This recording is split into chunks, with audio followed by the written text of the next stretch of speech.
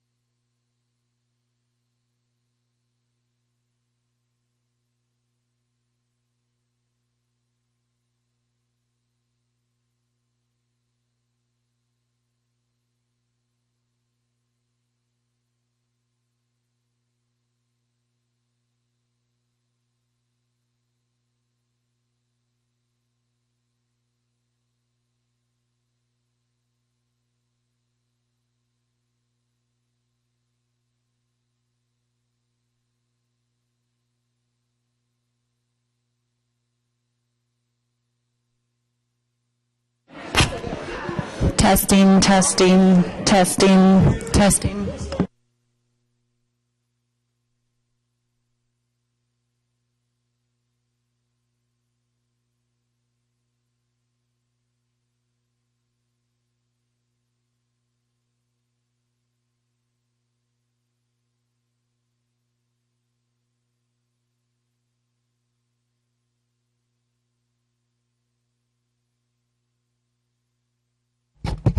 Testing English, testing English, testing English.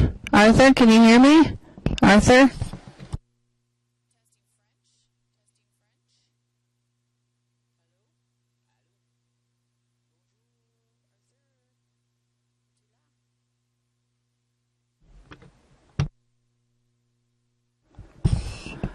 Testing English, testing English. Can you hear me? Arthur? Yeah? Okay, great. Testing English.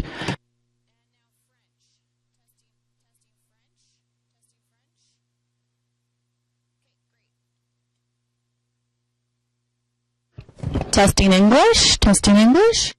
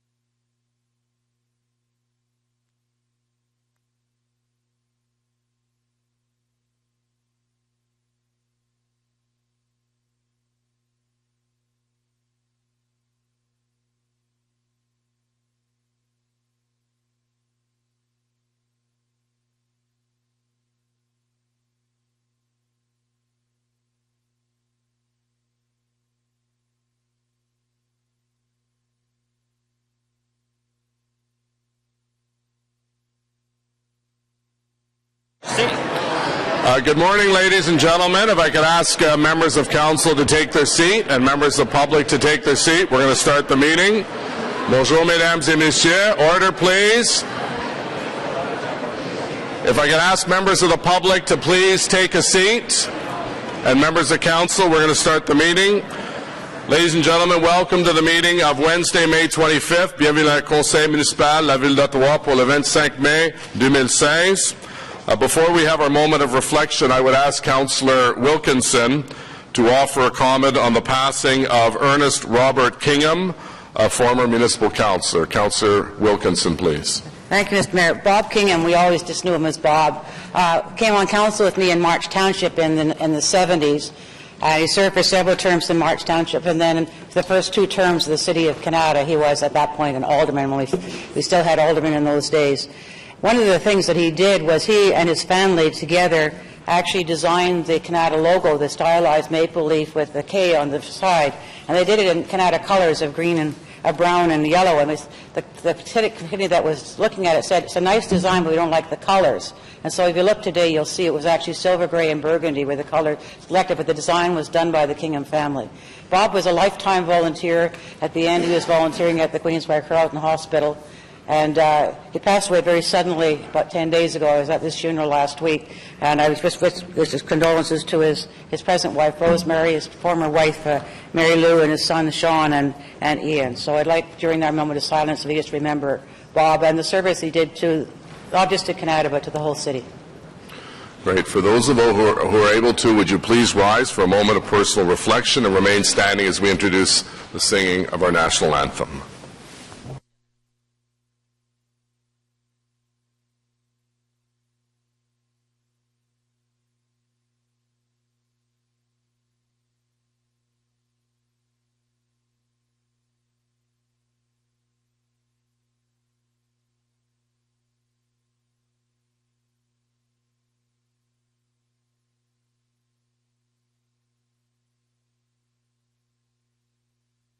Could you remain standing as Councillor Scott Moffat introduces our very special guest who will be singing our national anthem. Conseiller Moffat, s'il vous plaît. Thank you very much, Mr. Mayor. Today we have some great students here from Goulburn Middle School. It's their choir called the G-Notes. Goulburn Middle School serves the various communities in Goulburn Township, including Richmond, Munster, Ashton. There's actually a kid out there named Ashton, no relation to the actual community named Ashton, and Stittsville. Apparently there's also a student here from Dunrobin. I'm not sure how she got here. Dunrobin is not in Goulburn. I would, if I'd known, I would have vetted this to make sure it was only Goulburn kids. Nonetheless, it is what it is. So thank you so much for coming here today, and also just please hold your applause until the end because they're doing the national anthem in English and then in French. Just trying to extend the day here. So appreciate you here again, and take it away. Thank you.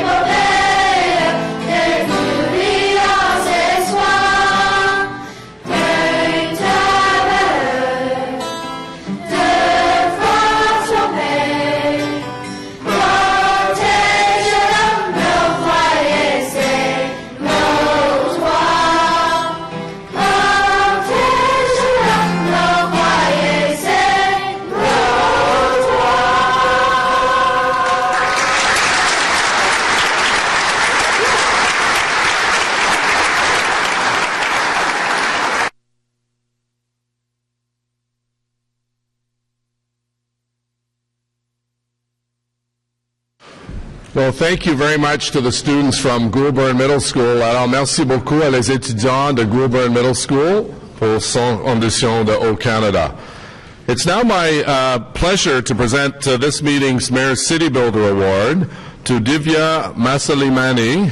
Please come forward, Divya, as well as your City Councillor, Councillor Jody Middick from Innis Ward. J'inviterai aussi son conseiller Jody Middick à se joindre à nous.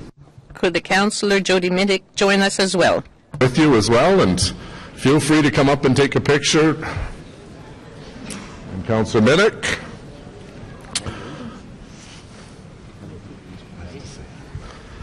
Divya is currently a third-year Bachelor of Science student at the University of Ottawa and still finds time to be an extremely active volunteer. As an aspiring pediatrician, Divya volunteers as often as possible in the medical field. In 2011, Divya began pursuing her dream of becoming a pediatrician through volunteering at the hospital of the Children's Hospital of Eastern Ontario in the Oncology and Hematology Department.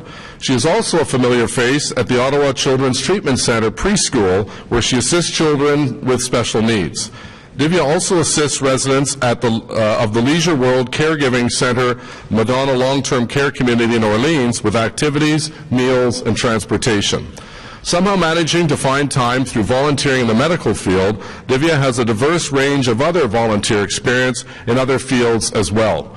She is also an English as a second language tutor to students at Crane Wilson Secondary School through the Literacy Partnership Program. Divya is also English as a second language tutor to students at Crane Wilson Secondary School through the Literacy Partner Program. Helps high school students to prepare for the Ontario Secondary Literacy Test, a requirement of graduation. At the University of Ottawa, Divya volunteers as the treasurer of the World Vision Club, as well as the treasurer of the Abhilasha project. Did you know that? I do now. Okay, good. Ces deux organisations. These two non-profit organizations assist the family and children. Poverty. Well, this project helps provide education to children with special needs. I want to, on behalf of Councillor Middick and all members of Council, thank you very, very much for the tremendous work that you're doing at such a young age. We congratulate you with the presentation of the Mayor's City Builder Award. Congratulations and keep up the great work. Come on up here. We'll get a picture of you.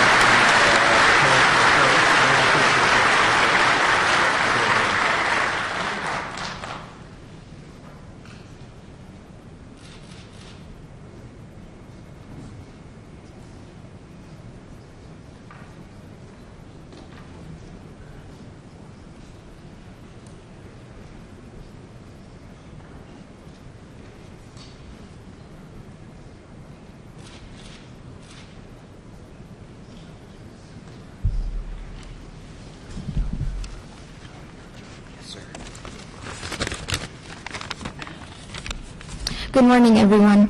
I am extremely honored to be receiving the Mayor's City Builder Award, and I would like to thank Mayor Jim Watson and Ward Councillor Jody Middick for presenting me this award.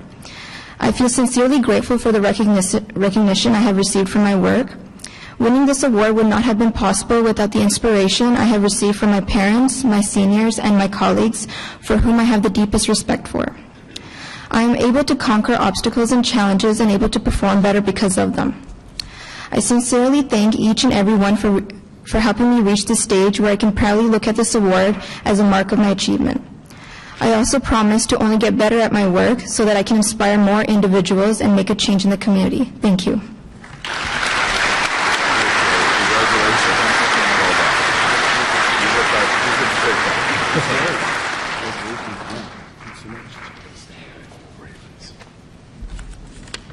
Congratulations, Divya. Our next presentation, I would ask members of the Carleton Ravens men's basketball team, in recognition of the Ravens' 6th consecutive and 12th CIS basketball championship in 14 years, to come forward to the center, along with their coaches and administrators, and Councillor David Chernyshenko, the ward councillor for Carleton University, and our sports commissioner, Jody Middick, will stay up here. So, ladies and gentlemen, if you could come forward and please welcome the Carleton University men's Ravens basketball team.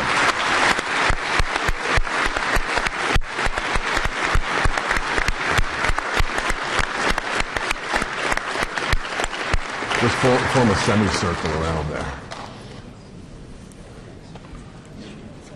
We feel short all of a sudden right now.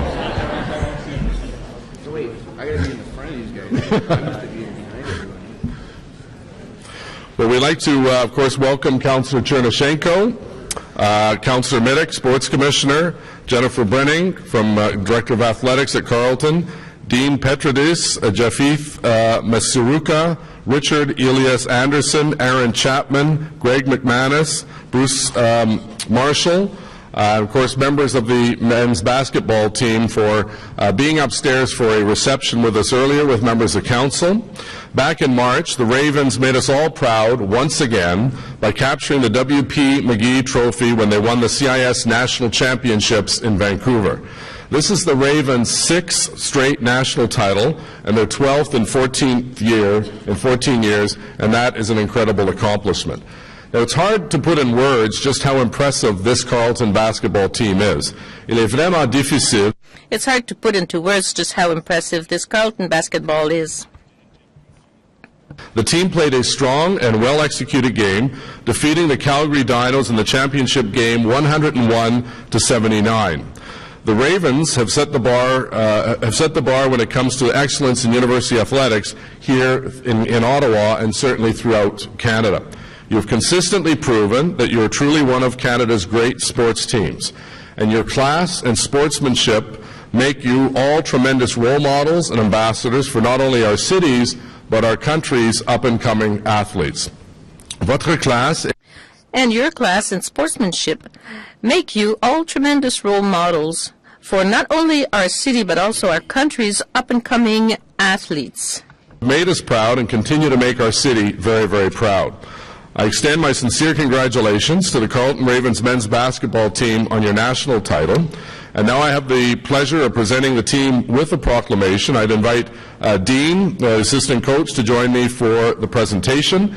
And we also have prepared individual certificates for the players and team staff, which they will receive after the council meeting. So, Dean, if you can come forward, and we'll present the plaque on behalf of the whole team. Here we go. Come on up here.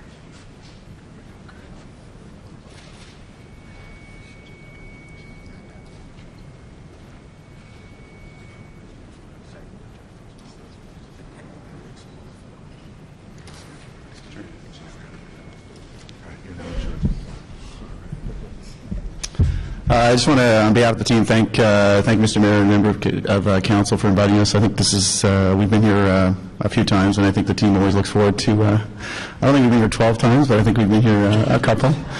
But just on behalf of the team, I know the team loves playing in the city of Ottawa. We have members of our team from various parts of Ontario, even out in New Brunswick and Vancouver, and a lot of them make Ottawa their home while they're at university, because they do love the city, and they appreciate playing for the city of Ottawa and representing the city of Ottawa when we do compete. So thank you very much.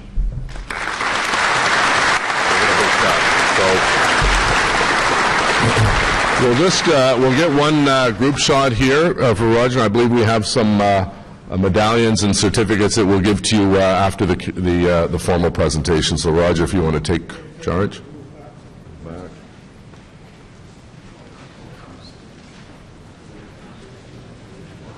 That's good. Right there is good.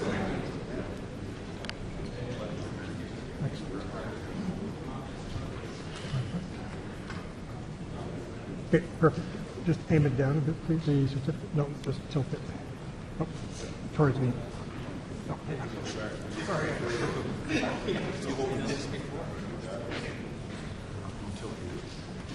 Okay, very good. Looking right here, please.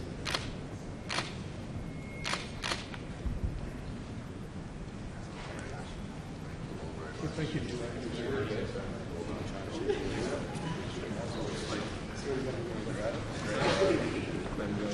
When I take this up. Where's the rug? The certificates.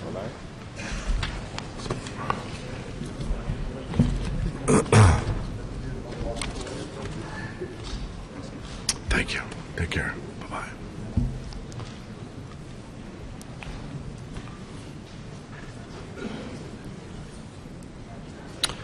Our final presentation is the presentation of the City 2015 Diversity and Inclusion Awards. It gives me great pleasure to join Councillor Alan Hubley, if he would come forward, a member of this year's selection panel, and City Manager Steve Kanellakis for the presentation of the City's 2015 Diversity and Inclusion Awards. It gives me great pleasure to join Councillor Alan Hubley, a member of this year's selection panel, and City Manager Steve Kanellakis for the presentation of the City's 2015 Diversity and Inclusion Awards. From all of the nominees and their supporters, many of whom are here today, thank you for coming out in such good numbers.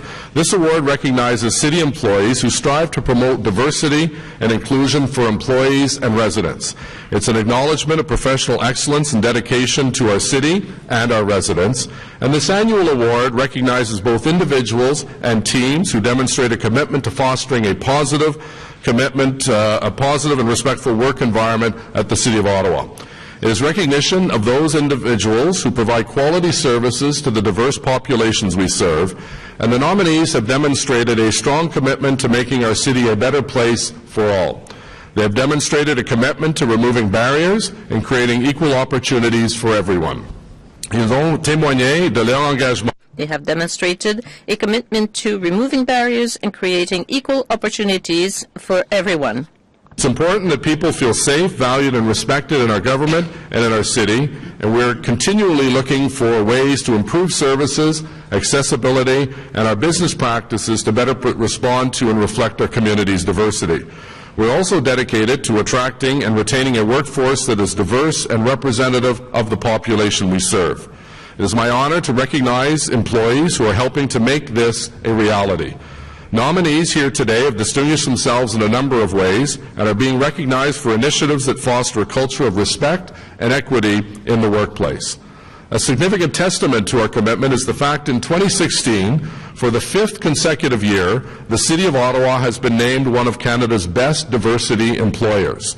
This is in a competition that recognizes exceptional organizations for their exceptional workplace diversity and inclusion programs from coast to coast to coast. The City once again was recognized for our commitment to reflect the diversity of the community we serve in our workplace. The City is a leader because we work so closely with community partners to build new ways to enhance diversity and inclusion. We're shaping our future with a corporate diversity plan and departmental strategic plans that outline how the City will continue to remove barriers and create equal opportunities for all. Thank you to our staff colleagues on behalf of my colleagues on City Council who are continuously developing ways to improve services, access, and business practices. I truly appreciate the opportunity to present these awards and to acknowledge the significant achievements we continue to make in promoting diversity and inclusion. I extend a very heartfelt thanks to the award recipients today and to all of the nominees. I extend a very heartfelt thanks to the award recipients today and all of the nominees. To invite City Manager Steve Kanellakis to say a few words before we present the awards in the individual and team categories, and will be assisted by Councillor Hubley, who we thank for sitting on the committee. Steve. Thank you, Mayor. Good morning, ladies and gentlemen. Bonjour, mesdames et messieurs. It gives me great pleasure to be here today to announce the recipients of the City's annual Diversity and Inclusion Awards for 2015. As many of you know, I was at the City of Vaughan for the last year, and that population there is about 50% Italian descent, as is the workforce in the city. And they used to joke when I got up, the Mayor would always stand up and say, we're improving our diversity here in Vaughan by hiring a Greek descent to fit into the population. So I don't feel so lonely when I'm here, to tell you the truth, in Ottawa, because it is such a diverse, incredible community. We're consistently recognized as one of Canada's best diversity employers, and it's so reflected in our workforce. Today's awards provide an important opportunity to recognize the contributions of some of the many exceptional people here at the City. Cette cérémonie de remise de prix est le moment. Today's ceremony is the perfect time to emphasize the contribution of outstanding people here at the City of Ottawa. Recognizing employees for their commitment to diversity for 9 years. Today's award ceremony is an opportunity to acknowledge and thank the exceptional individuals and teams who are promoting inclusion and diversity within the city and for our residents. Our organization strengthened by how we incorporate equity, inclusion, and diversity into our day-to-day work. There were many impressive award nominations for 2015, and this is a reflection of the spirit and inclusion, of respect and inclusion that exists in our organization. I want to thank everyone who put forth a nomination. This morning we'll begin by announcing the winner of the 2015 Diversity and Inclusion Award in the individual category. We had 7 nominations representing many programs and initiatives across the city. This year's individual nominees are Sarah Archer, Nadine Leduc, Lynn Lowe, Don Mason, Sally McIntyre, Brian Robitaille, and Jennifer Turkelson. And before we announce this year's winner, I would like to invite all nominees in the individual category to please stand. Are they here? Please join me in recognizing.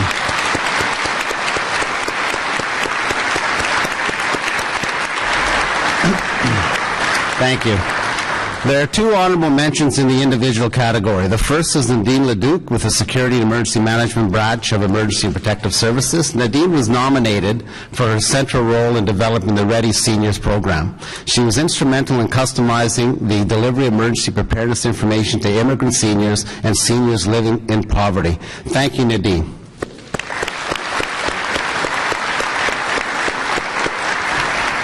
The second honorable mention goes to Jennifer Turkelson in the Bylaw and Regulatory Services Branch of Emergency and Protective Services. Jennifer's success in fostering an inclusive work environment lies in her commitment to leading by example and her readiness to volunteer for projects, events, and other related committees such as Diversity Cafes on mental health, International Day of Pink, Transgender Day of Remembrance, Capital Pride Parade, and various career fairs. Thank you, Jennifer.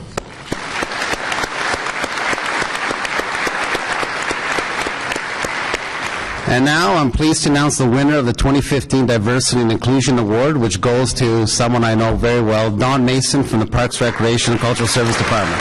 Don?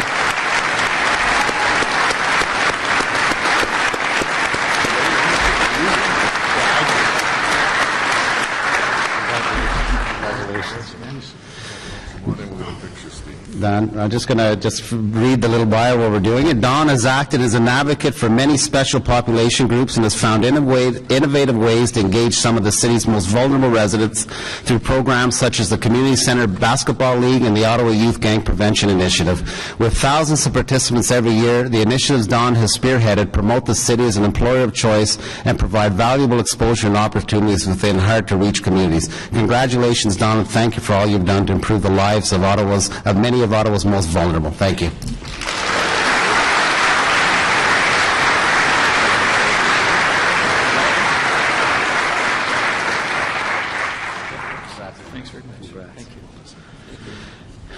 Now moving to the team category, the 2015 nominees make up the groups responsible for the following initiatives: the Accessibility Barrier Removal Program, the Accessibility Card Status and Revised Homebound Services Intake Process, the Equity and Inclusion Lens, the Long-Term Care Homes Initiative, the Online Incident Reporting System, the Peer Support Network, Take Our Kids to Work Day, and the Women of the Emergency Protective Services Habitat for Humanity.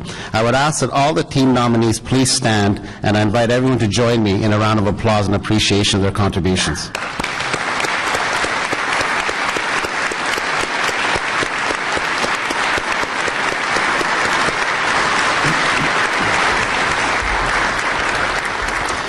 We have 2 honorable mentions in the team category. First, I'm pleased to recognize the Public Works team responsible for the maintenance and operation of the city's 4 long-term care facilities. With compassion, kindness, and consideration, team members strive to make each resident feel special and ensure their individual needs are met and surpassed. I want to thank this team for consistently helping to ensure a safe and comfortable place for residents who can no longer live independently. Thank you.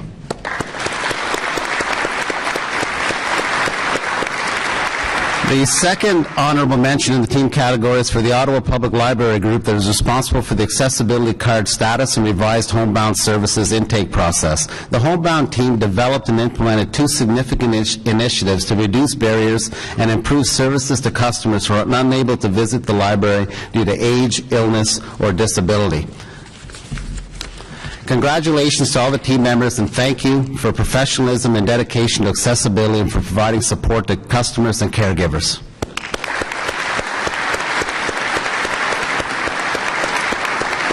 And now the winner of the 2015 Diversity and Inclusion Award in the team category is a Peer Support Network.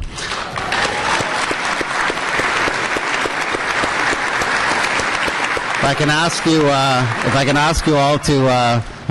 you all to come down, I'll just read your bio. The network, composed of employees from Transit Services and Human Resources, is recognized for providing an important support resource for employees. They've reached out to respond to the diverse social and mental health needs of OC Transport employees, regardless of their culture, language, physical ability, ethnicity, gender, or sexual orientation. Team members have developed a peer support manual, sit on selection committees and peer review boards, deliver presentations, and work in harmony with the Employee Assistance Program by providing counseling service and displays at health fairs and special events. The participation, influence, and actions of members have helped to dismantle the stigma and systemic barriers associated with seeking support. Congratulations and thank you on behalf of the city and the many people you serve.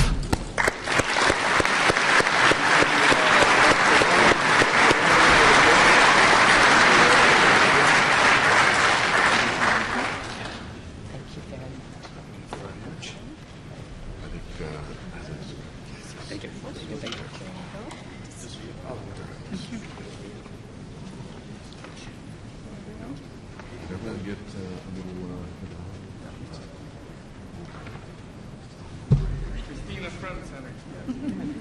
You're the key to this front center. Christina.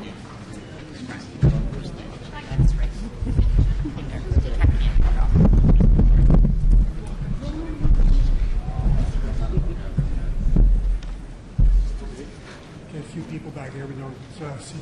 Can you come closer? Then maybe you can spread out a bit in the back. That's good. Perfect. Maybe a few more back there. Keep going a bit. Good. Okay. Can you come closer?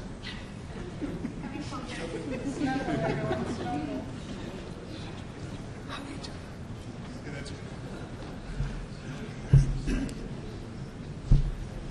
Maybe find it over. Just take a picture.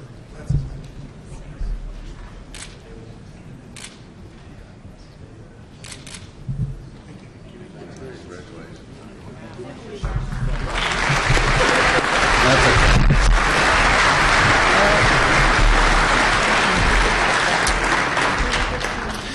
Congratulations to all our nominees and winners. Our city is stronger because of your work, and I'd like to express my sincere thanks to each of you for a job well done. In recognition of this important acknowledgement, we have certificates for each nominee that can be picked up right outside of the chambers. Thank you very much, everyone, for attending today.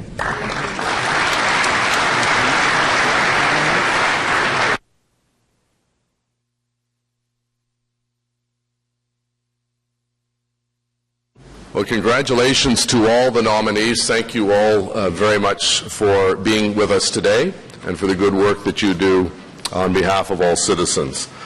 At this point, I'd like to call on our colleague, Councillor Kakish.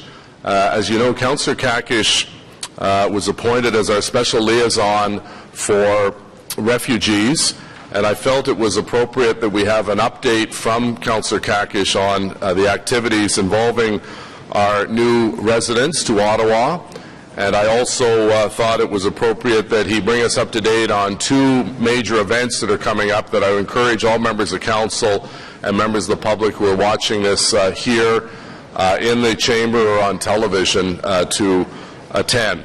So we'll just allow the room to clear for a moment, and Councillor Kakish, working with Mr. Burry and many others, will speak in just a moment.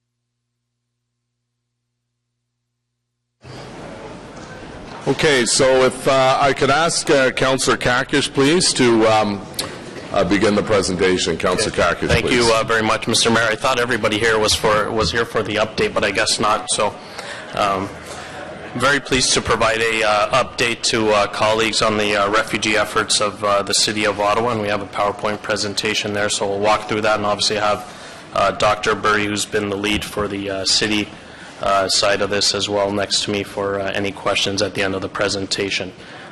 Start off with a quick overview of the current situation. We have 1,500 Syrian refugees that have arrived in Ottawa. 60% of those are school-aged, and approximately 1,000 additional government-assisted refugees are expected before the end of 2016.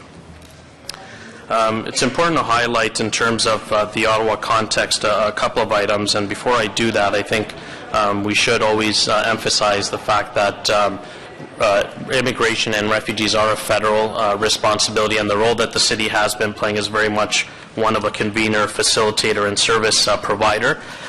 We've started up Refugee 613, that's led by one of our partners, Louisa Taylor, and they've been the lead on the communications, coordination, and volunteer efforts as well. The Catholic Centre for Immigrants is the federal contractor in Ottawa, so Carl Nicholson, I'm sure many of you know, is the key point of contacts for those folks when they first arrive here.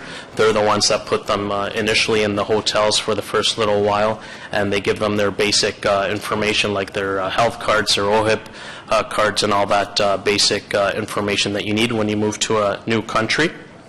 And then obviously Carl, thanks to his team, has been successful in housing those 1,500 Syrian refugees that have arrived in Ottawa. In terms of the fundraising efforts, we've worked with a trusted partner, United Way, to set up United for Refugees, and I'm very pleased to report that we've raised under $1 million over a short period of time, and we'll have some announcements coming up in terms of where those dollars are going for our partners and settlement agencies in the community. With regards to the service providers, some of the key players that you see there is OCISO, which specializes in education and administers ESL courses, buddy programs, as well as services pertaining to mental health. The Jewish Family Services is a sponsorship agreement holder, and they as well are similar to the Anglican Diocese and work with private sponsor groups to sponsor refugees. And of course, World Skills is the organization that's focused on employment, and we have a job fair that's coming up, and we'll talk about that later in the presentation. In terms of the city's efforts to date, as many of you know, the mayor started the working group shortly after the public forum in last fall, and I've been working closely as quarterbacking with those various settlement agencies. We've developed many internal task force to address and foresee the coming issues and challenges in the next year. I want to highlight some of the important work that Ottawa Public Health has been doing, facilitated by Chair Kadri and Dr. Isra Levy, in terms of being really proactive, and I've heard a lot of good things about that work that we're doing here in Ottawa collaboratively with our various partners. So the immunization clinics, Ottawa Public Health was very proactive when those newcomers first arrived. They were going to the hotels, the nurses were setting up the immunization clinics, so very much being proactive to try to avoid any kind of health issues for the city. So obviously not many people hear about that. You don't hear much about it in the public, but there's been a lot of work that's been happening behind the scenes, and so I want to highlight the good work that OPH has been doing in this front. In terms of in-kind supports to Refugee 613, the city's been providing resources, including the implementation, the assistance of the implementation of the volunteer management system, the coordination of dental clinics, as well as city meeting spaces too. On slide 5, we talk about some of the current challenges. As many of you know, there's a lot of barriers, including language barriers. A lot of the refugees that are arriving in Ottawa are government-assisted refugees, so they'll be the most vulnerable part that is coming here is 80–90% of it. And there's lots of challenges in terms of language barriers. Not only do they not speak English, but a good number of them don't read or write their own Arabic language. There's some good progress to report in terms of enrollment in schools, and as I pointed out in the first slide, 60% of the refugees are under the age of 16. So the good news is that more than 500 students have been enrolled in the various school systems. Of course, there are some challenges because a lot of these kids have not, because of the war, have not been enrolled or are not used to that kind of setting. So there's obviously some behavioral and health challenges that come with that and being able to be enrolled successfully in the school system.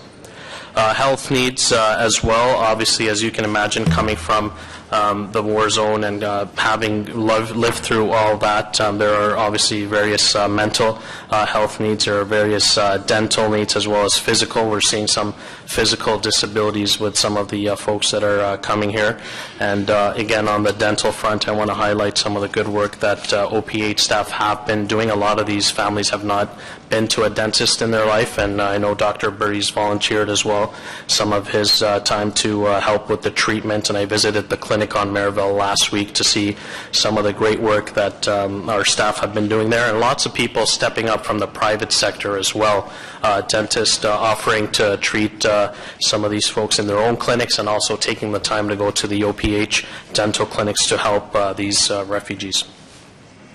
In terms of affordability, some of you may have heard about the spike in the use of the food banks. There's no question about it. Just like any family here in Ottawa that's on social assistance are going to be finding it difficult to balance the books at the end of the month. So we've seen some increase on demand for food banks. And again, I want to highlight the tremendous support that we've had in the community. I know Councillor Tierney pulled off a last-minute food drive for the Gloucester Food Bank, where is close proximity to the Donald Towers, where some of the refugees have been housed.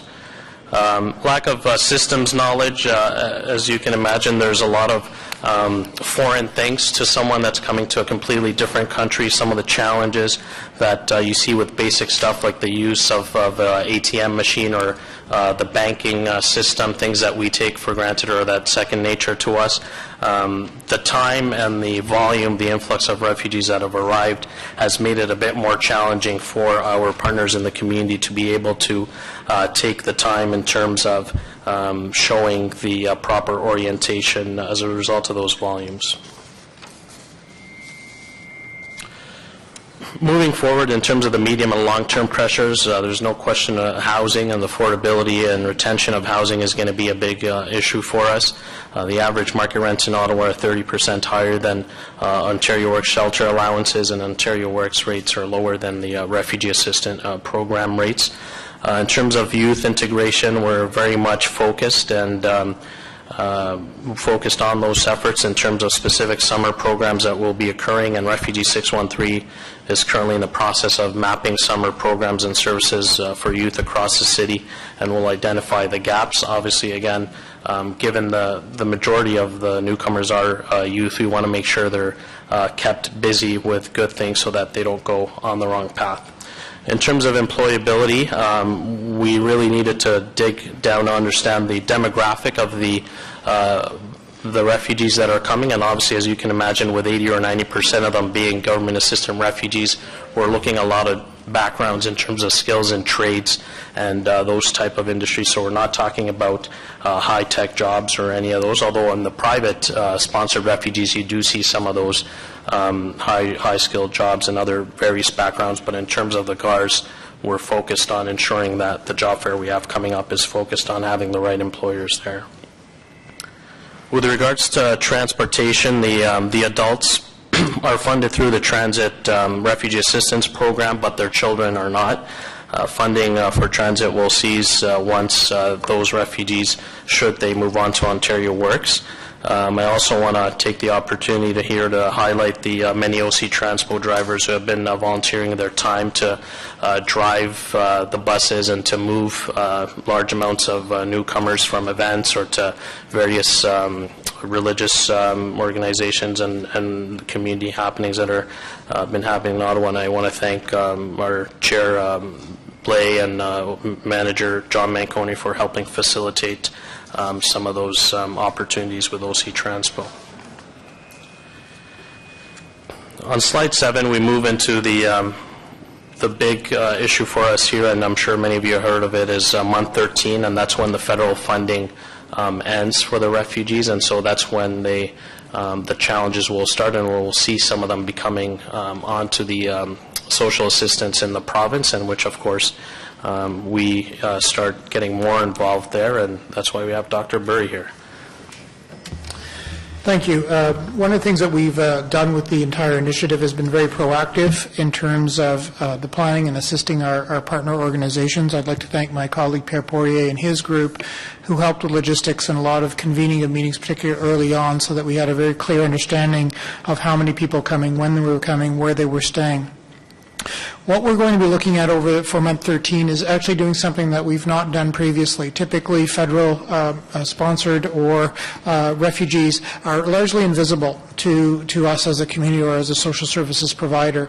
And what we're doing now is we're working very proactive to be ready for that month 13, and particularly looking at those individuals who may need to transition into the social assistance system. We know that based on previous history, a fair number will continue to need assistance even if they work. Approximately 10 to 15% of Ontario Works recipients do work, and they do have income in addition to receiving benefits. So we are tracking those individuals. We're looking at their specific needs, and we will be looking at enhanced supports throughout the beginning in the fall for those individuals who need to transition into those systems, understand how they work, with the primary concern being that the total amount of income that as a family will receive will likely be less than what they currently receive on assistance. With respect to all of this, we are planning to report back to Community and Protective Services Committee in September, October timeframe with a lot more detail as we get to know the families and understand what their particular needs are going to be. Thank you. And then finally, we have two major events that are in the works. The first one is coming up on May 28th, and that's the welcome event for Syrian refugees. So it's really meant to welcome all the newcomers that have arrived here over the past 6 months. And we obviously are making sure that we invite all the settlement agencies and the private sector folks, everyone that's really stepped up to the plate. And there's been a lot of people that have helped. This is really an initiative that's brought the city together, and we really want to thank all of those people that have been involved in helping the newcomers settle and feel welcomed and integrated in our city. The next event that's coming up too is on June 16th, and that's the Pathways to Employment. So again, we're working with World Skills and our partners around the table to host a job fair at City Hall. And, we're really trying to make sure that we do a lot of the pre-clinics in advance to make sure that the folks that are going to be there are actually going to be matched to the jobs that they need, and to make sure we understand the demographics of the folks that are coming, as well as set the expectations for both the employers and potential employees. So that's it in a nutshell. Thank you for your patience, and thank you for listening. We're happy to take any questions. So, Councillor, colleagues, I want to thank Councillor Kakish and Dr. Burry, and I know people like Clara and so many others who have been working on this from all branches. It was all hands on deck, because this was a pretty significant increase in the number of new residents that arrived in our city in a relatively short period of time. And I know the number of meetings and extra workload that Councillor Kakish has taken on our behalf, as well as our staff. And I think when I've talked to other mayors, they have looked to us as really the gold standard of how to welcome these new residents efficiently, and to get them out of hotels as quickly as possible and into more sense of a permanent residence. And I would very much encourage members of council, if you can come to one or two of those events, the welcome session at the Aberdeen Pavilion or the job fair, I think it would show our continued interest in the well-being of these men, women, and children that are new residents to our city. So thank you very much, Councillor Kakish. Merci beaucoup. Roll call, Madam Deputy Clerk, please. Conseiller Manette. Present. Councillor Middick. Here. Councillor Harder. Here. Councillor Wilkinson. Present. Councillor El-Shantiri. Present. Councillor Kadri. Present. Councillor Taylor. Councillor Shirelli. Here. Councillor Eglai. Here. Councillor Deans. Here. Councillor Tierney. Present. Conseiller Fleury. Ici. Councillor Nussbaum. Here. Councillor McKenney? Present. Councillor Leeper? Here. Councillor Brockington? Here. Councillor Chernushenko? Present. Conseiller Cloutier? Present. Conseiller Blais? Councillor Giroux? Here. Councillor Moffat? Here. Councillor Kakish? Present. Councillor Hughley? Here. Mayor Watson? Here. Le quorum est 10, Monsieur le maire. Merci. Confirmation of minutes, adoption de procès-verbaux pour le 11 mai 2016. Carried. Declaration of interest, including those originally arising from prior meetings. Déclaration de conflit d'intérêt. None. Communications as presented. Regrets. Councillor Taylor advised he'd be absent from the City Council meeting of the 25th of May due to city business. Motion to introduce reports. Motion portant présentation de rapport. Councillor Leeper, seconded by Councillor Moffat, please. Mayor, I'll move that the report from the City Clerk and Solicitor entitled Status Update, Council Inquiries and Motions for the period ending 20 May 2016, Community and Protective Services Committee Report 14, Environment Committee Report 9, Planning Committee Report 26A, and Transit Commission Report 8 be received and considered, and that the Rules of Procedure subsection 29(6)C be suspended to receive and consider the report from the Ottawa Community Housing Corporation entitled Ottawa Community Housing Corporation Annual Report and Annual General Meeting of the Shareholder, including Replacement Document 2. Waiver of the rules has been requested as notice of intent was inadvertently omitted from the Council agenda for the meeting of 11th May 2016, and OCHC has given public notice of their intent to bring their report forward at this meeting, and that the petition from residents concerning Carlington Hill listed under communications be received. On the motion, carried. Adopté. Merci. Postponements and deferrals. Rapport en renvue le 11 Mai 2016. This is a motion moved by Councillor El-Shantiri, seconded by Councillor Tierney, that we'll deal with now. Councillor El-Shantiri, if you'd like to present your motion, and we very much appreciate the Council's desire to have you here to speak to it in your capacity as Chair of the Police Services Board. So the floor is yours. Thank you. Thank you, Mr. Mayor, and thanks to my colleague for postponing this to this meeting. Mr. Mayor, this motion is not unique. It's been introduced in other major cities in the province. And to put it in a context, this is not to eliminate paid duty. As you know, our city, our police service received almost $7 million in paid duties in 2015. This is talking about a small portion of what we call is the Highway Traffic Act, Section 7, where we are asking the province through this council to allow other than police officer at the traffic section. Basically, the act today reads within 30 meters from intersection, a police officer should be present if any construction work be done in this corner. So internally, the city paid OPS last year $1,046,481.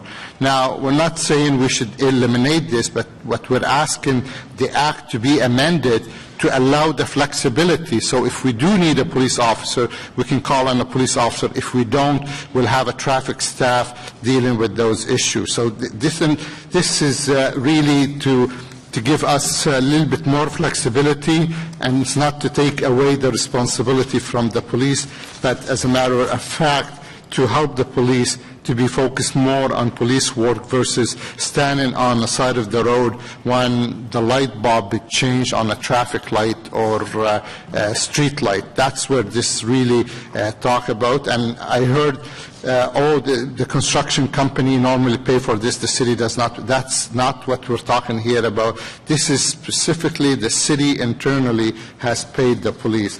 There's a list I have where other construction company have charged the city as additional to the construction work, and that's not what we're talking about here, because that once we amend the Highway Traffic Act, then we'll have the flexibility to see if we need to make changes or review whether the situation requires a police officer and a cruiser or not. So this is something we've been looking for quite some time, and I think that's one of the second complaint we receive when a driver take a picture of a police officer standing at the corner really doing nothing because they just have to be there because the Highway Traffic Act asks them to be there. So I'm looking for your support, and also I'm looking for your support, Mr. Mayor, to work with our colleague in provincial legislation to expedite the amendment to the Highway Traffic Act, because I think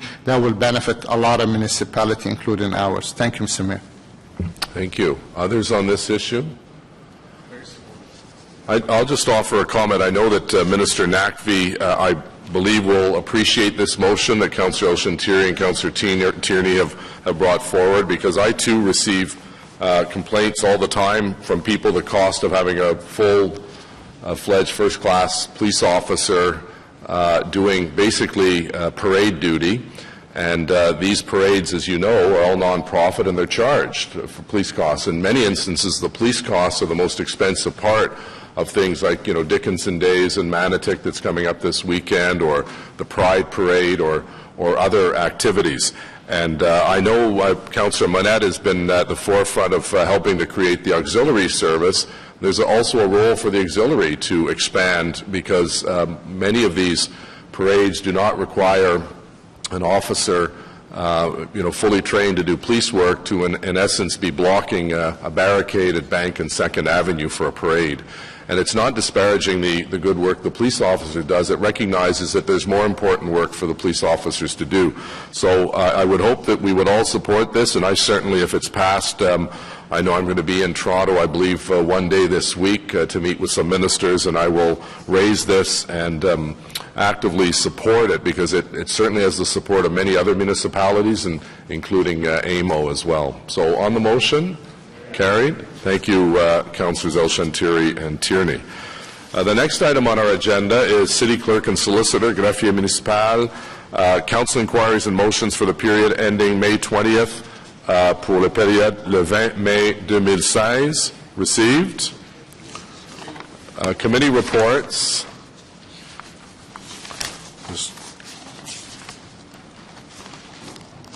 I apologize, we're just going to go back to Ottawa Community Housing Corporation. We have the Société de Logement Communautaire d'Ottawa, and I'd ask the Chair to join the President, Ms. Stéphane Giguère, and Conseiller Mathieu Fleury. This is the annual report and annual general meeting of the shareholder, le rapport annuel et Assemblée générale annuelle de la Société de Logement Communautaire d'Ottawa. So the procedural work is to be presented by Councillor Fleury, please. Merci, Monsieur le Maire. Bonjour tout le monde. J'aimerais souligner. Good afternoon. I would like to attendance of some of our board members. Obviously, we have members of council that sit on OCH board, Councillor Middick, Councillor Taylor, Councillor McKinney, and myself. We're also joined by board members that are sitting right behind me here. Carole Ladouceur, we have Nicole as well, Claude Lloyd, Sarah Cambites, and pending today's council approval, we'll also have Monica Ferenzi, who's joined us as well. Alors, bon matin à tous et à tous. You've heard me say this quite often, but OCH is the biggest landlord in the city with over 32,000 residents, 15,000 units, an average age stock of 48 years old.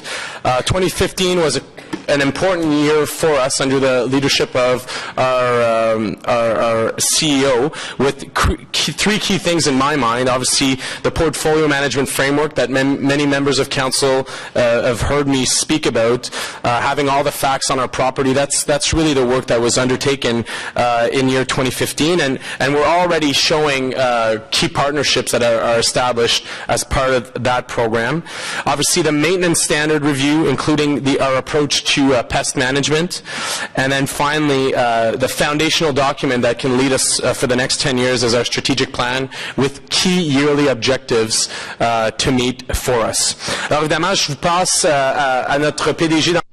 I will give the CEO the floor in a few minutes. Community housing is well positioned in the sector. We're firmly positioned to be ready if there are new private partnerships. At the same time, we hear that the province and the federal government are also interested in housing, and I want to assure members of council, our community, our tenants, that we are ready if and when those dollars come. Thank you. Thank you, Mr. Chair. Your Worship, Deputy Mayor, Council members, thank you for having us today from Ottawa Community Housing. 2015 has been a year where Ottawa Community Housing has finalized the blueprint that will guide our actions for the years to come. And in order to provide you further material, there's also reference in a comprehensive look of OCH operation that was delivered to you. So I invite you to also look at those documents. Here's what you will find will be an executive summary. Creating more sustainable communities to reduce costs and environmental footprint is a long-standing commitment of OCH. Many successes associated with the implementation of a more ecologically friendly and inclusive approach have enabled OCH to innovate and gradually transform its operation and its portfolio. With an aging portfolio, using only the traditional retain and maintain is no longer sufficient. This is why a new portfolio management framework was developed to strengthen management of our properties and assets by implementing a holistic strategic and long-term view of the current housing stock, and also leveraging technologies and relying on strong data analysis.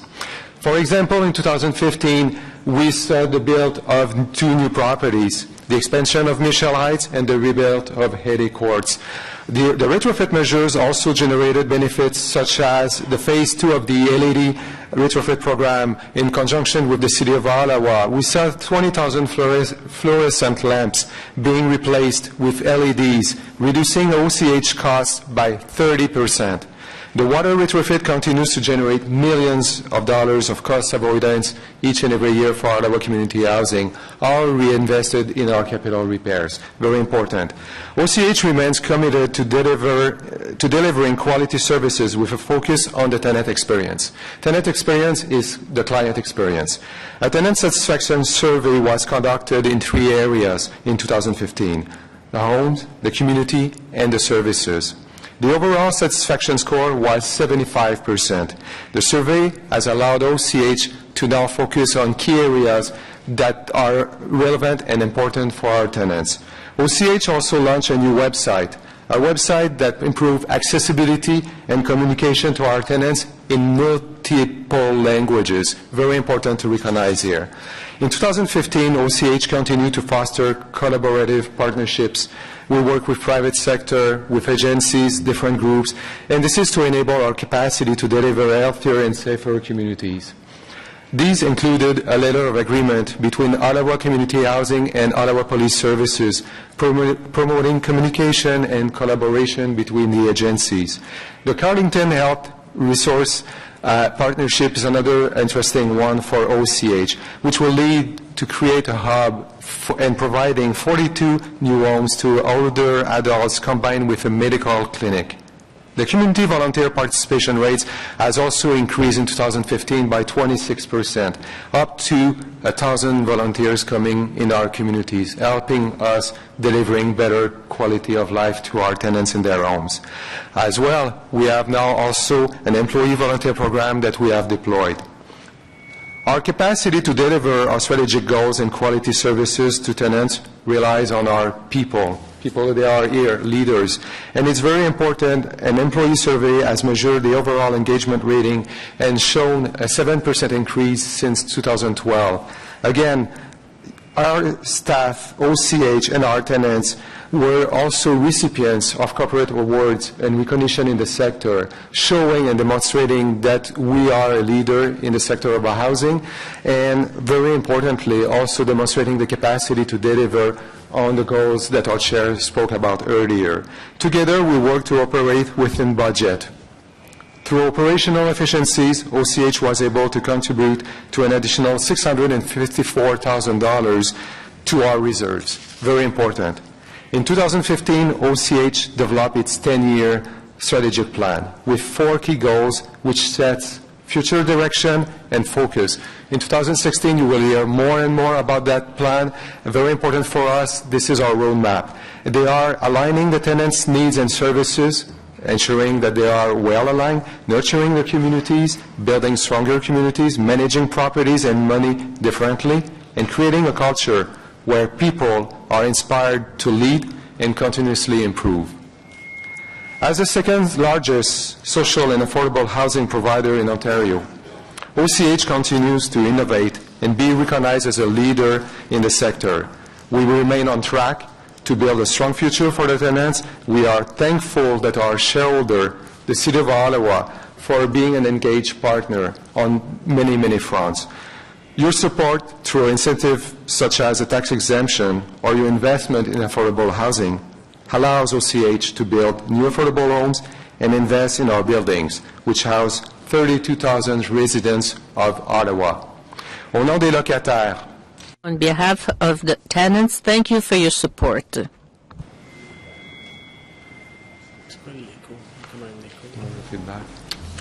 Merci. Are there questions to the delegates? Est-ce qu'il y a des questions at the shareholders' meeting? Councillor Brockington. Thank you, Your Worship, and thank you both, Councillor Fleury and Monsieur Guiguer, for your presentation. Your presentation, you highlighted the Carlington project. I just wanted to highlight for Council, and I know Councillor Leeper, your support as well, that this is a great initiative, a hub project, has our full support. 2 quick questions about what I've read in the report. One is just about the no smoking in the units. I note that in your report you talk about a no smoking policy that went into effect May of 2014. Is there an ongoing long-term conversion that you have to wait until leases expire and then you renegotiate the lease going forward? That's my first question. So 2 elements. There's twofold to your question. The first one is that there's a conversion happening at the lease and the renewal of the lease, as you pointed out. The second one is the opt-in as well. So we have tenants opting in year over year. The ratio is lower, obviously, than the one that they are related to the lease agreement, but the lease agreement is definitively the one that is actually increasing the rate and the take rate on the non-smoking. Okay, thank you. And my other question is regarding your occupancy rate, which is very high, 98.9%. Is the difference between your occupancy rate and 100%, which is just 1.1%, is that the time difference between when a tenant leaves and when you actually have to renew the unit? The answer is yes. Okay. It takes about usually anywhere between 30 to 60 days to do unit turnovers, depending on the conditions. And sometimes also we have situations where we have to renew the entire home of the tenants, so for different reasons. So again, we take that time also to do retrofits as well, so that way we can go on a going forward basis, aiming towards efficiencies on the homes as well that they are now left by tenants. Okay. Thanks very much. Thank you. Thank you, Councillor. Any other questions to the President or the Chair? Okay, thank you very much. So on the report recommendations as presented, numbers 1 to 6, carried. Adopté. Merci. Thank you, Monsieur Giguère. Merci, Monsieur Fleury. Next item is Community and Protective Services Committee Report number 14, rapport numéro 14 du Comité des services communautaire de la protection, City of Ottawa Youth Action Plan 2016-2018, plan d'action pour les jeunes de la ville d'Ottawa 2016 à 2018. I want to thank Councillor Fleury, who's our council representative, who's been working with the group, and we had a good session. A number of members of council were able to attend their session at the Councillors' Lounge last week, and I thank you for that. On the report, carried. Environment Committee Report number 9, rapport numéro 9 du Comité de l'Environnement, Lemieux Island Water Purification Plant Intake Improvements, Municipal Class Environmental Assessment Study, étude d'évaluation environnementale municipale de portée générale portant sur l'amélioration des prises d'eau de l'usine de purification de l'eau de l'île Lemieux. Adopté, carry, merci. Item number 6, draft comments on the Ministry of the Environment and Climate Change review of the environmental assessment of the proposed Capital Region Resource Recovery Center. Ébauche de commentaires sur l'examen des ministres de l'Environnement et de l'Action en matière de changement d'évaluation environnementale de projets de centre de récupération des ressources de la région de la capitale. And Councillor Chernyshenko, seconded by Councillor McKenney, has a motion. So we'll just come back to that, and we'll do the consent agenda first. Transit Commission Report number 8, rapport numéro 8 de la Commission de Transport en Commun, Delegation of Authority, contracts awarded for the period July 1st, 2015 to December 31st, 2015 for transit service, Délégation de pouvoir, received. Low-income transit pass, we have a motion, so we'll come back for that as well. And then we have bulk consent agenda. I believe this is the leanest bulk consent agenda we've ever had. One item on it. Does anyone wish to remove the one item?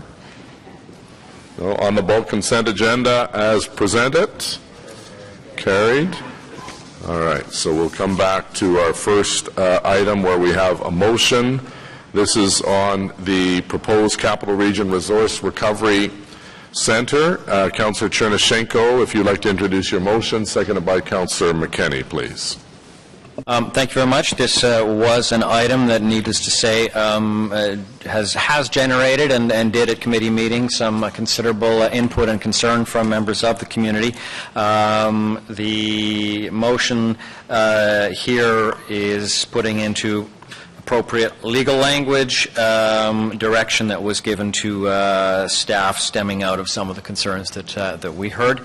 I will skip the whole range of whereases. There are 3 therefore be it resolved items. The City Council approved the addition of the following comments. These are really additions to the City's comments to the province, to the Ministry of Environment and Climate Change regarding the Capital Region Resource Recovery Centre environmental assessment. 1, that the Ministry of Environment and Climate Change, prior to granting approval for, I'll call it the centre, or any other additional landfill capacity, establish fixed waste reduction targets coupled to monitoring and public reporting requirements for the industrial, commercial, and institutional and construction and demolition sectors, and programs to support these diversion targets. And 2, the Ministry, prior to granting approval for the landfill, provide, in working with the proponent, a net greenhouse gas impact assessment calculation for this proposal. And 3, that the City has significant concerns about the loss of forest cover and requests that the Ministry require there be no net loss in forest cover through the purchase or stewardship of equivalent quality or quantity forests or wetlands elsewhere within city limits. Okay. On the motion as presented by Councillor Chernyshenko, seconded by Councillor McKenney. Any comments? Councillor Wilkinson, please. Just a question, Mr. Mayor. We didn't have these brought forward at the time that the TARP landfill was being done, which has similar concerns. And these, it looks to me like this is being done to hold up one which is in the location that the city was actually looking at using one time. It's not near residential areas, whereas this council approved one when there's lots of people living near it. So I just don't know how they're going to do this. I really think this should be handled as a separate motion, not as part of the landfill itself, because if we have before asked them to bring in these types of things for the first 2, and how they're going to do the second, I have no idea. And I really think that there is, because the province can ignore it, because it's a request to them anyway, but I really think it would have more teeth to it if we could make it a generic one, not tied to a particular landfill site. And we had a very long discussions for years on the second one at the Carp landfill, where it is affecting thousands and thousands of people, and we didn't get support from this council to do any of these kind of things, even though we were trying to. And I like the first 2 more than the others. I think it should be in a separate resolution. The province does need to make these categories, and the developers of the landfills have told me they can't do a lot of the recycling, because if they make it mandatory for where they do pickups, people will go to one other company that doesn't do them because it's not mandated. Everybody has to do it in order then to do it. So I think what you're trying to get at is good, but I don't think this is the right location for doing it. And I would really like to see, because I think this is not actually to do with the landfill in itself. as much as it is a general policy statement. I'd like to see perhaps if this particular motion could be referred to the Environment Committee to look at making it a generic motion and not tied to this particular project. So I would move that this motion itself, not the whole item, but just the motion, be referred to the Environment Committee for a generic... You have a seconder, Councillor? I hadn't asked one. Councillor Cadry will second that. Okay, so the motion is to refer to the Environment Committee. Just remember, it's the chair of the Environment Committee that's brought it forward to us today, so it would seem a little bizarre to send it back to the Environment Committee. Yeah, so if you want to write the motion out, Councillor, and seconded by Councillor Cadry. Yeah. So we're on now the motion to refer. Councillor Blais, the ward councillor, on referral to Environment. Thank you very much. Thank you very much. I realize that. Thank you very much, Mr. Mayor. It's my understanding that, in fact, these three requests that in the original motion, if they were to be adopted, were in fact the directions provided by the Environment Committee to staff at the Environment Committee meeting, and they're simply being formalized in the appropriate legislative language. I do not believe that it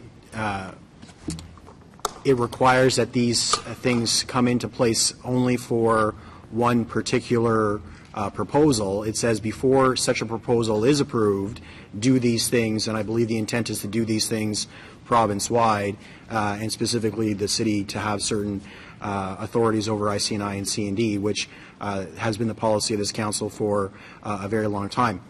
I would also argue, frankly, that while, yes, Carlsbad Springs is not as populated as Carp, there are, in fact, people who live nearby, and, frankly, Councillor, you insulted them, especially those members who are here today, who are against this facility being built near their homes. I don't think this needs to go back to Environment Committee to discuss the specifics of the items of the motion. I think generally those have been council policy for quite some time. I think they're pretty clear. And if the councillor's intent is to not delay the proposal, it seems that the whole intent of the motion is counterintuitive to the effect it will actually have. Okay, thank you. Councillor Chernyshenko. Yes, thank you very much. Following up on Councillor Blais' comments, there's no question these were the results of the debate and the direction that was given at committee. The city has already submitted a long list of comments, or has already done so. These are simply an addition of 3 additional concerns that are quite clearly in response to those of the neighbors who have expressed these concerns, as well as others who came out and raised these points.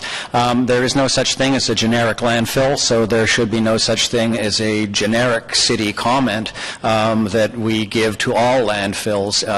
If at the time at a previous landfill points such as these would have wanted to be raised, they could have. They were raised as part of this discussion, and in no way do I see a need or even an appropriateness of this being referred back to a committee. The discussion was held. It was agreed to submit these comments, and we are formalizing that here at Council. Thank you.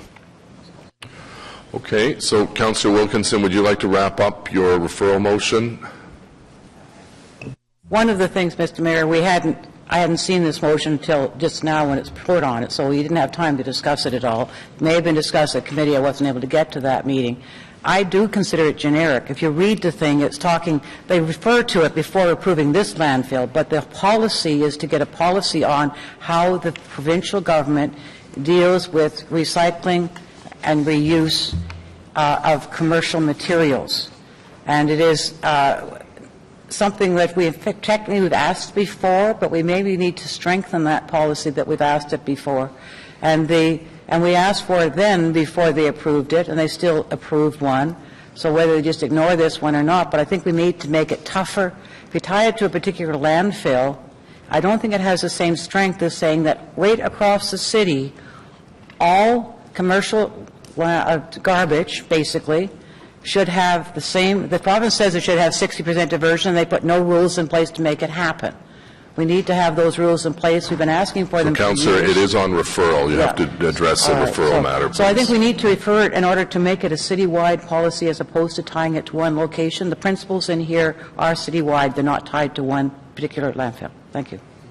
And the motion says that the motion be referred to the Environment Committee to be discussed as a broader policy statement. Okay, thank you. So this is moved by Councillor Wilkins and seconded by Councillor Caudry. I would ask members of council to listen to Councillor Blais, who's the ward councillor, and Councillor Chernyshenko, who is the chair of the committee, that these were in essence the reflected directions from committee that should be captured in writing, in essence, so that the ministry is clear on our position. So I'd urge you not to refer this back to Environment Committee. It just came from Environment Committee. So yeas and nays, please, on referral. Councillor Chernyshenko? No. Councillor Tierney? No. Councillor Middick? No. Councillor Blais? No.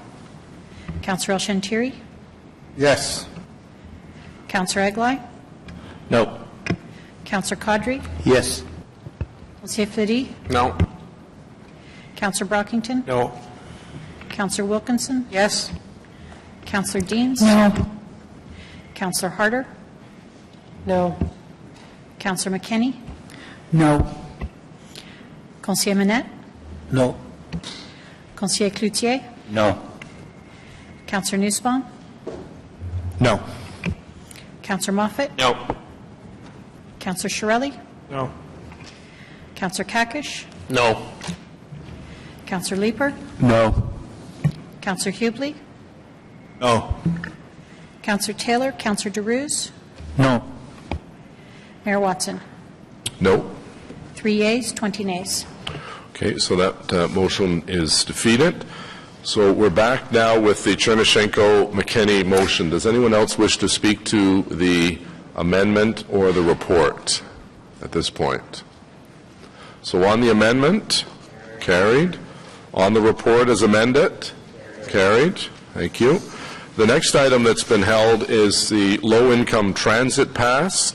Councillor Deans has a motion that she would like to move at this point. Councillor Deans, Thank please. you very much, Mr. Mayor. I'll just read the motion first and then briefly speak to it. Whereas, although the Transit Commission's recommendation that the Government of Ontario provide funding for a low-income transit pass is a good first step in helping to provide affordable transportation for those members of our community living below the low-income cutoff, the issue of transportation for those individuals and families requires a broader approach. And whereas the Province of Ontario provides limited transportation benefits, making access to public transit unaffordable, even at a discounted rate, for the majority of individuals who receive benefits through the Provincial Ontario Works Program and the Ontario Disability Support Program.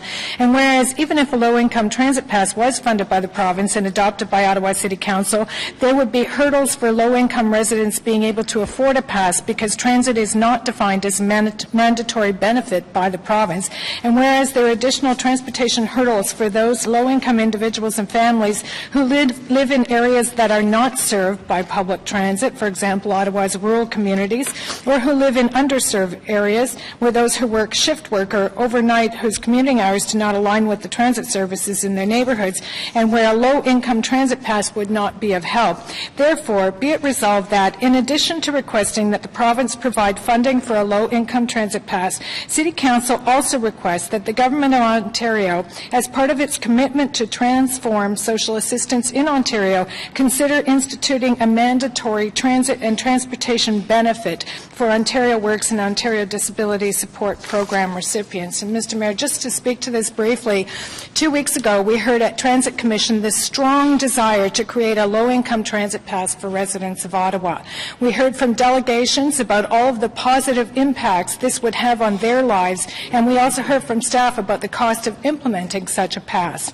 In an effort to better serve low-income individuals, the Commission passed a motion asking that the province provide funding for this new low-income pass. While we would absolutely welcome this partnership with the province, I feel as Chair of the Community and Protective Services Committee that we have a duty to provide for all low-income residents, and that the request does not go far enough. At this time, the province does not include transit or transportation as a benefit under the ODSP and OW programs. This means that even if a low-income pass is available through OC Transpo, many individuals living under the low-income cutoff could still not afford to purchase a pass each month. For this reason, I'm asking that Council request that the province, in addition to providing funding for the pass, also institute a mandatory transit and transportation benefit for ODSP and OW recipients. And Mr. Mayor, Let's be clear, social assistance is clearly within the purview of the provincial government, and this is a very important element for many low-income residents in our community. So when we make the request to the province, we should make sure that it's a request that will benefit those that we seek to serve. Thank you. Right, and I think also, Councillor, just to follow up on that, I know with the AMO meeting coming up, I know at least 2 or 3 members of council, including Councillor Taylor, are attending AMO, and it would be wise to see if we can get an appointment with the Minister of Community and Social Services to address this issue. And I know that Councillor Aguilar is representing me at an AMO meeting, I believe, later in Canada, sometime this week, along with other members of council, to determine what the municipality's next big ask is going to be of the provincial government, with the download agreement coming to fruition at the end of 2018. And as you correctly pointed out, and as I've said on a number of occasions, social services are a responsibility of the province, and they should take that responsibility. And they've admitted as much, because they signed the upload agreement, which took all the social service costs off the property tax payer and brought it where it should be, to Queen's Park. So I think this is timely and in good compatibility with item 8 from the Transit Commission. So on Councillor Dean's motion, comments? On the motion, carried. On the motion as amended, carried. Thank you.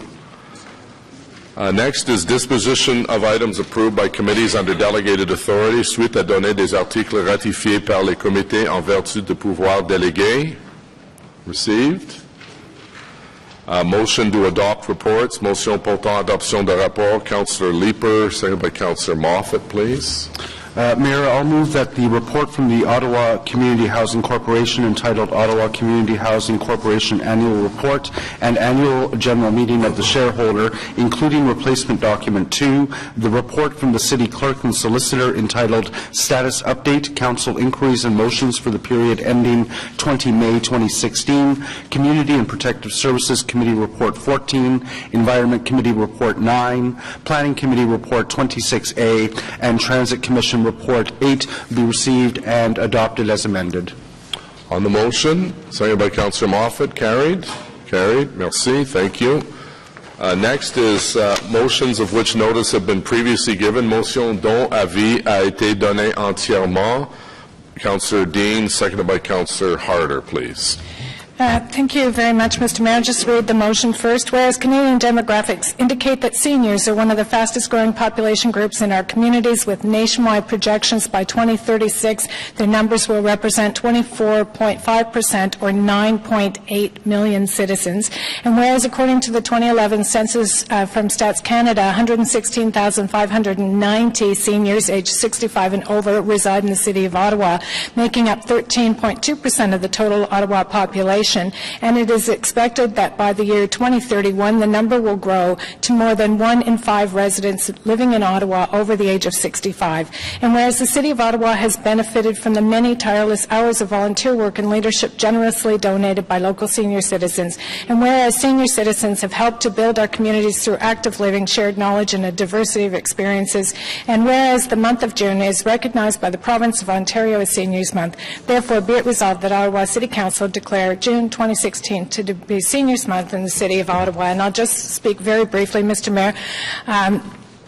It's not a secret that as age demographics in Canada shift, more and more of our population will be made up of seniors. Seniors are one of the fastest growing population groups in Canada.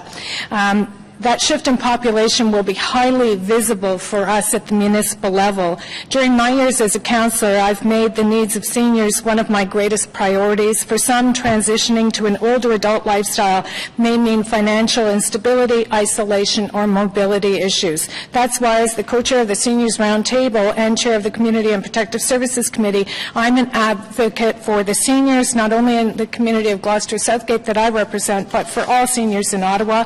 We're making changes changes to the accessibility of city buildings and our road intersections. We're creating fitness programs geared towards seniors, and we're improving access to snow removal and dental health for low-income residents. Seniors are a priority in the City of Ottawa, and I'm very proud of that. I know all of Council is very proud of that.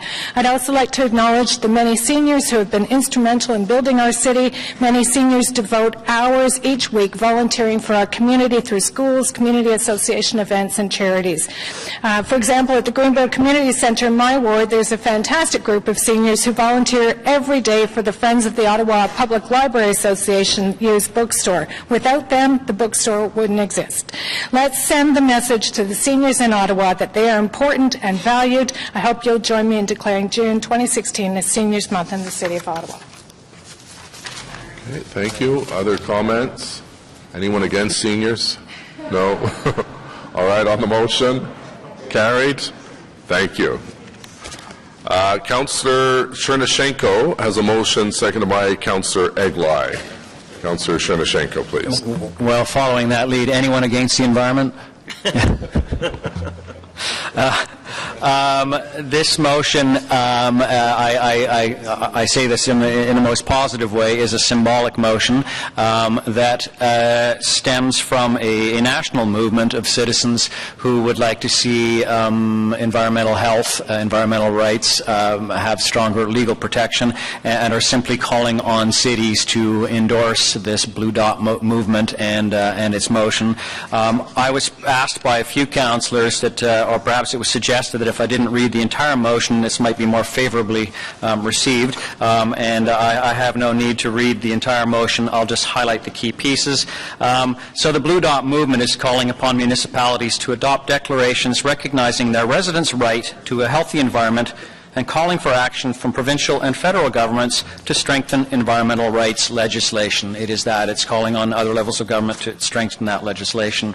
Therefore, be it resolved, section, I will highlight that the City of Ottawa declare that its residents have a right to live in a healthy environment. Number two, in order to respect, protect, fulfill, and promote these rights within the jurisdiction, that the City of Ottawa continue to implement and enhance its council-adopted plans, actions, and strategies to protect, enhance, and restore the local environment, that the City of Ottawa continue to work with residents, partner agencies on our efforts, and that we recognize the role that other levels of government play and our opportunities for partnerships. And finally, then, that we would be it further resolved, the Mayor provide a copy of this resolution to the Premier of Ontario and the Provincial Minister of the Environment, and request the province undertake a review of the Ontario Environmental Bill of Rights, and similarly at the federal level. I draw attention to the fact that 130 Canadian municipalities in 11 provinces and territories have already adopted the declaration, including Halifax, Montreal, Vancouver, Toronto, and Vancouver. And also draw attention to the fact this does not tie us to additional expenditures or any legal requirements. I think it highlights a lot of the good work we are doing, but does encourage us at the City to keep it up. Thank you. Thank you. Councillor Chiarelli. Thank you, Your Worship. In a democracy, the responsibility to provide a healthy environment and to set policies to do that is supposed to rest with the elected and accountable people. And that ensures that we can move toward a strong or protective regime as we can try to do. This declaration would shift that policy making to the courts. We're unelected and unaccountable. And although this kind of shift is kind of popular, or has become kind of popular over the past couple of years, it isn't one that serves democracy very well. The assumption here is that the courts will always pick something that is stronger for the environment than the elected people would choose.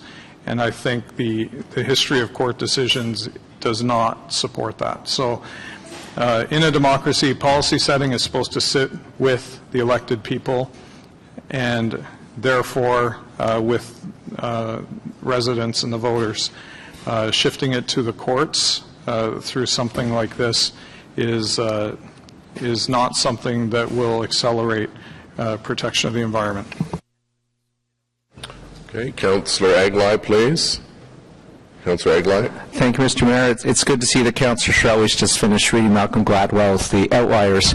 I think it's quite clear from what Councillor Chernyshenko said, the co-sponsor of this motion, along with myself, that this is something that many cities, many provinces have supported.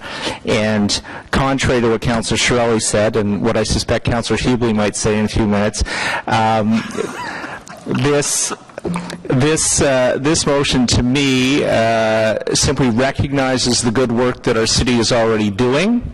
It reaches out to the other levels of government, and yes, possibly to the court system, to say, look at what we're doing. We want to maintain that good service for our residents. We want to make sure going forward that we continue to provide good environmental services to our residents, as I think is our job. And that's all it really does. It states we're doing a good job, we want to continue to do a good job, we want to work with as many levels of government and the court system to make sure that continues. So I think this enhances the good work that our city is doing.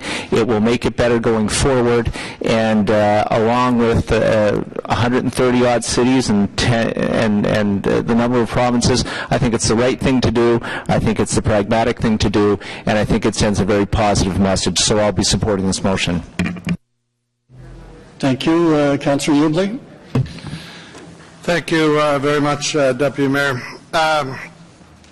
I thank Councillor Egley for his comments, but no, that's not what I'm about to say.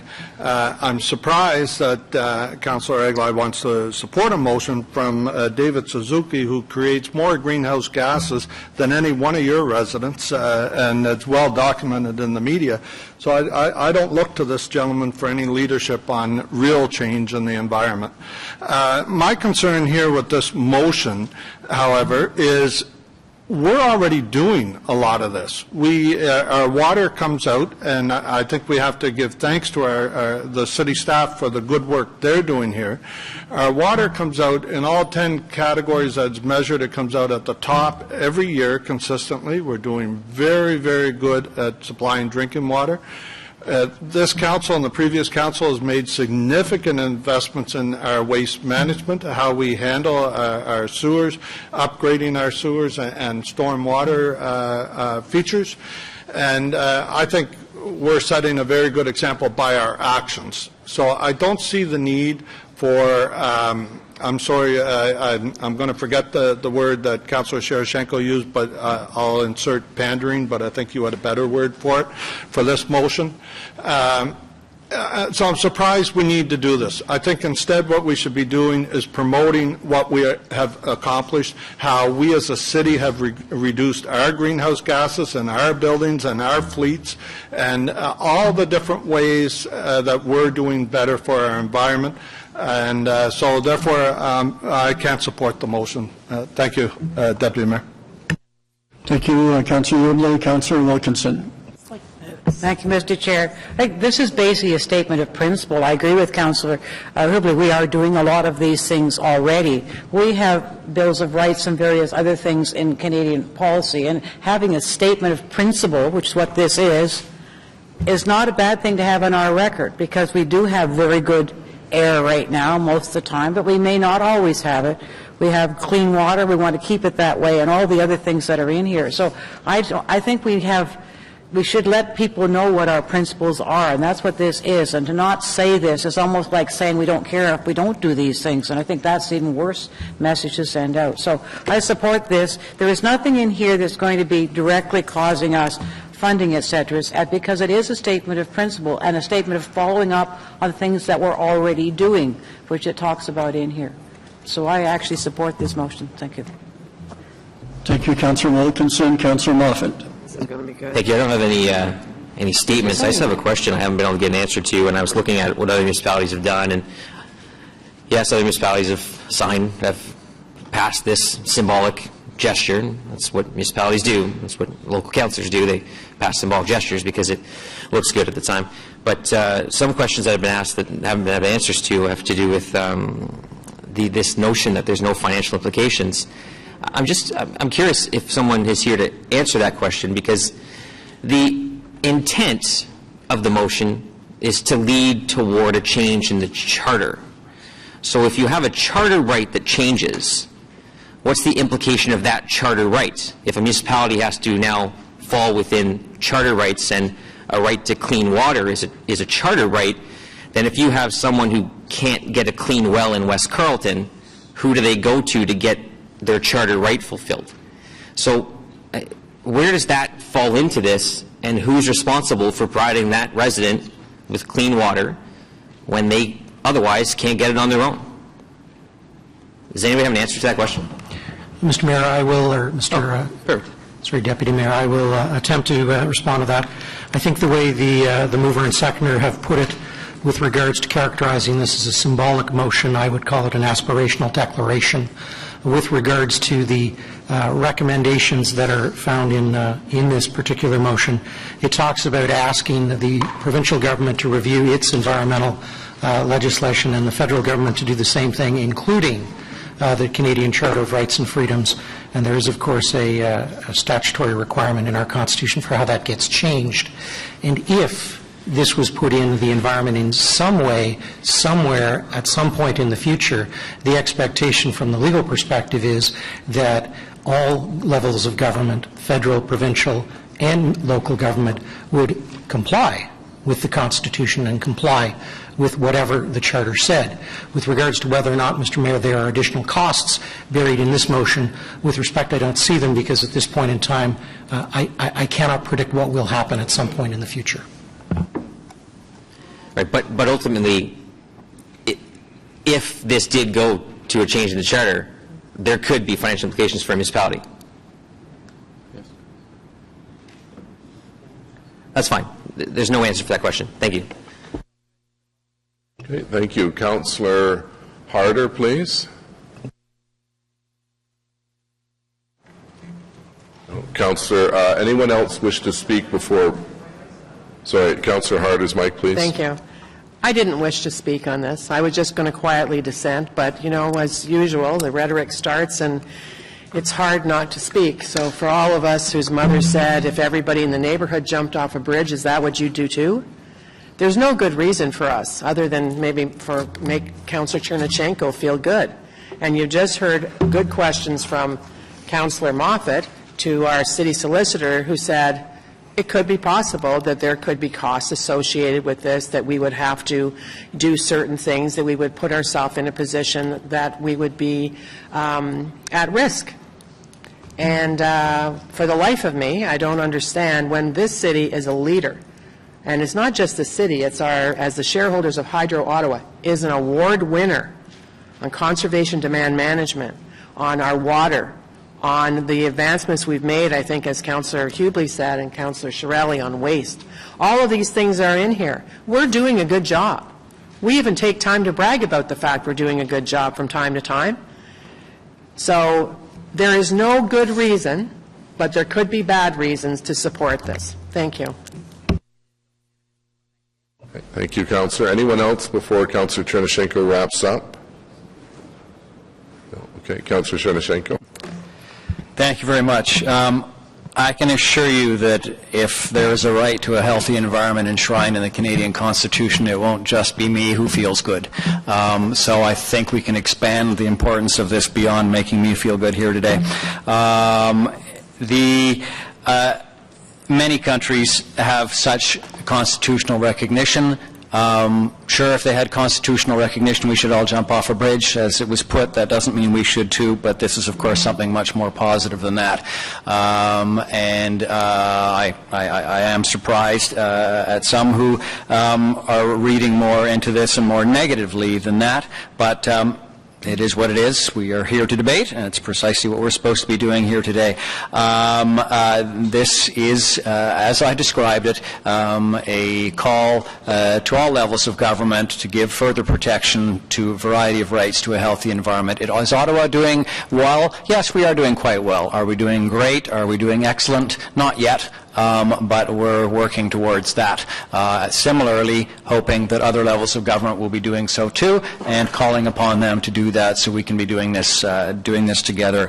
As for costs, sure. Should we be required by another level of government down the road to adopt more stringent policies and practices, there would likely be costs with that. But in the same way, there would likely be opportunities, revenue opportunities, cost savings, more efficient buildings, industry, sales opportunities. So there's a lot that we don't know down the road. What we do know is the right to a healthy, safe environment for all Canadian citizens can't be anything but a good thing, in my opinion. And that is why I was pleased to bring this motion forward at the request of many, many citizens in the city, and we'll support it here today. Thank you.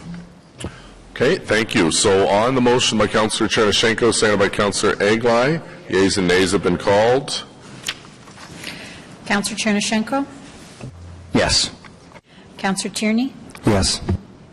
Councillor Middick? No. Conseiller Blais? Yes. Councillor El-Shantiri? Yes. Councillor Aglai? Yes. Councillor Caudry? Yes. Conseiller Fleury? Oui. Councillor Brockington? Yes. Councillor Wilkinson? Yes. Councillor Deans? Yes. Councillor Harder? No. Councillor McKinney? Yes. Conseiller Manette? No. Conseiller Cloutier? Oui. Councillor Nussbaum? Yes. Councillor Moffat? No.